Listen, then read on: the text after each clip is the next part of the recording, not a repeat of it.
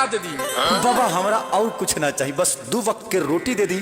तो एकदम finally trending star Khesari Lal Yadav का रील्स पर भी एंट्री हो गया और रील्स पर आते ही भाई साहब आपका ट्रेंडिंग स्टार खेसारी लाल यादव का जलवा ना जलवा इनका कुछ और रुतबा अलग अंदाज में लगते हैं भाई साहब। जी हाँ, जैसे जैसे गाना है वैसे वैसे अपने बॉडी को हिलाते हुए trending star Khesari Lal Yadav reels पर भी 10 मिनट के बाद ट्रेंड करने लगेंगे। जी हाँ, बहुत तेज़ी से वायरल हो रहा है रील्स पर भी ट्रेंडिंग स्टार खेसारी लाल यादव का ये रील्स भाई साहब।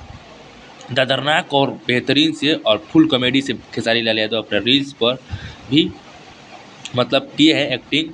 और भाई साहब उस पर कमेंट, लाइक और व्यू बहुत बहुत शेयर किए गए हैं।